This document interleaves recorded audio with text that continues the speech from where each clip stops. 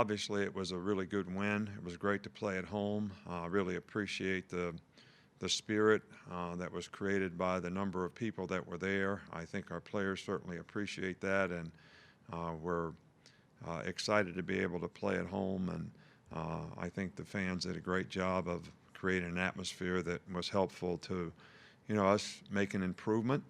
I think we made improvement in this game. I think we did some things better than we did in week one, which is very, very important. We made a lot of explosive plays. I think we played with a little better effort, a little more consistency. But at the same time, we're not where we need to be yet. We have things that we need to continue to focus on, continue to work on, so that we don't make mental errors here and there that allow the other team to have success against us.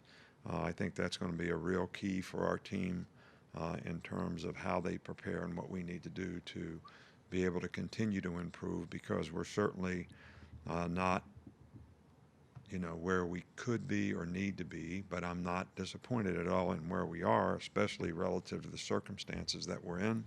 So, we're making progress.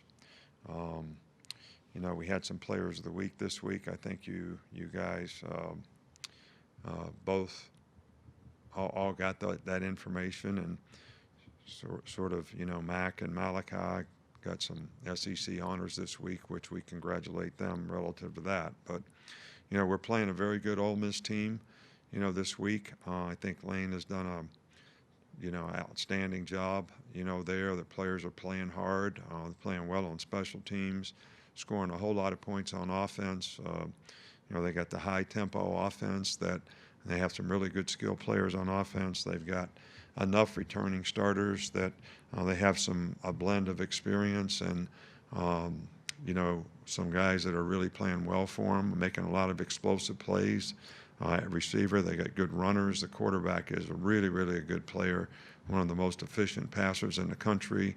He's very athletic. He can make plays with his feet, present a lot of problems in terms of, how they're playing on offense, which, we've always had a tremendous amount of respect for, the job Lane did when he was here. And, he's doing a lot of the same things with, obviously a lot of growth in how they're doing them and how they're attacking people. So they present a lot of problems for you. Defensively, they've got good players. They're playing hard. I think, they've played a lot. And we have to have the proper respect, for this team all the way around. They're playing really well in special teams. They've got a really good punter, kicker.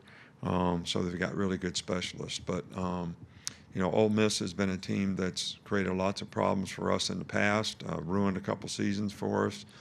So we certainly need to have the proper respect for this team. And if we don't, with the number of points that they've scored, 42 and 35 in the first 2 weeks, and one of the top offensive teams in the country, we're going to, we need to have the proper respect for what we're going to have to do to go on the road and play well to have success.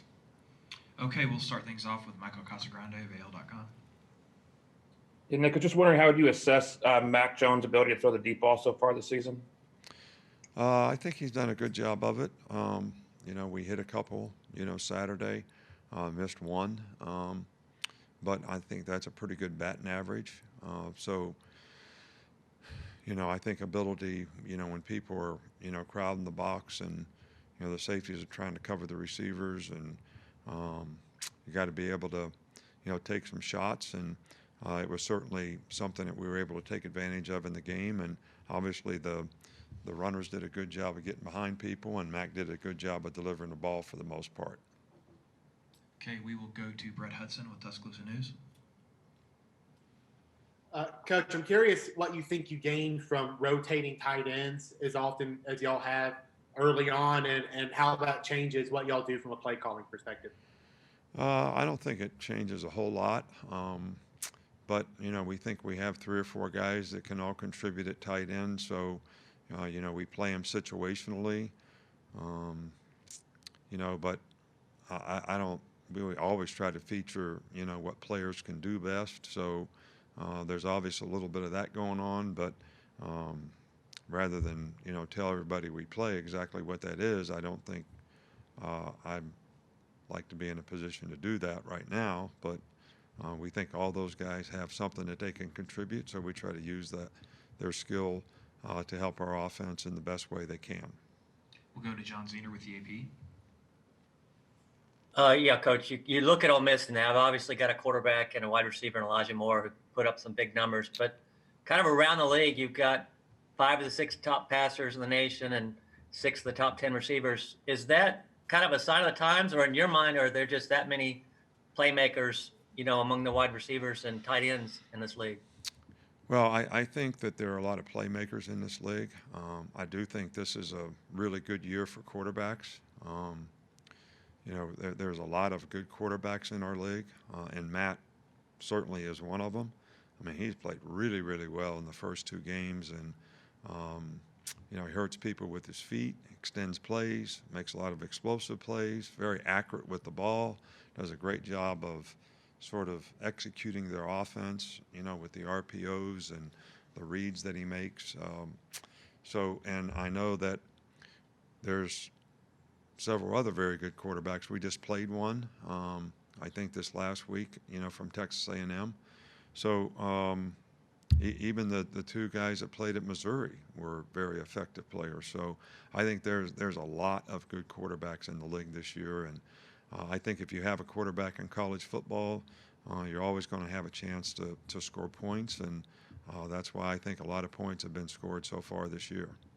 We'll go to Charlie Potter with Bama Online. Hey, Coach, just want to ask you, after watching the film, how would you assess the play of your secondary on Saturday? We would like to cover a little bit better man-to-man, especially, we probably gave up 3 or 4 third down conversions of the tight end. I think other than the mental errors, led to several explosive plays where we didn't have somebody covered. It's not just the secondary. Sometimes it was the linebackers making mental errors as well. But, we need to get better. I think we played better in this game than we did the first game. So hopefully we'll continue to make progress. I think it'll be really important that we play really well against this team this week, because this is the most explosive team we've played against, this far. They're going to spread you out. They've got a lot of good skill players. They can run it. They can throw it. Receivers are not easy to cover. Tight end's a really good receiver, very athletic. So this will be a very challenging game for us. We'll go to Tony Tsoukalos with Bama Insider. Yeah, earlier this fall, you talked about Mac Jones kind of holding on to mistakes and not letting that go in his mind, and he kind of responded well to the interception he threw. What have you seen from him in that regard, of just being able to kind of shake off when he does make a mistake? Yeah, well, Mac's matured, in that, and I think he's a lot more confident now. I think he knows what he has to do to stay focused and play the next play, and he's played within himself very well in the first 2 games, and that's something that we want him to continue to do. So, and I was pleased with the way he responded, after the tip ball interception, on Saturday. So, and I think the more you understand that when things don't go well, there's good opportunities to learn and grow, and I certainly think that Mac has done that as he's progressed in these last 3 or 4 games that he's played in. We'll go to Mike Rodak with AL.com. You touched on the receivers for Ole Miss before, but just specific to Elijah Moore, he leads the country right now in yards per game. Just what sort of challenges he present, and how does he stack up against the other receivers you'll see the rest of the season? Well, I don't know about the rest of the receivers we're going to see. We're kind of trying to play these games 1 week at a time, so I'm not looking at receivers that we're going to play, in November or even later in October. So, but he's a very good player. He's very quick, very explosive, very sudden, has a burst. He's hard to tackle, even though he's sort of not a great big guy. He's very well put together, and he's hard to cover. So, and it's going to be a matchup that we have to pay a lot of attention to in this game. We'll go to James Ogletree. Yeah, Coach. On Saturday, you mentioned that adjusting to motion was a primary source of some of those mental errors on defense. Can you just help us understand what is going through your players' minds when they see motion, and how does that affect their role on that play relative to the rest of the defense? Well, it shouldn't be a problem. I mean, all these things we practiced. I just think it's not a function of not knowing what to do. It's a function of when things change quickly, on the field, being able to apply that knowledge and adjustment to what you're seeing. And everybody's got to be on the same page, and everybody's got to have anticipation. And I think when you're a little inexperienced, sometimes you don't anticipate what's going to happen. Therefore, when it happens, you're not quite ready to react to it. So that's something that we're just going to have to do a better job of, continue to practice a lot.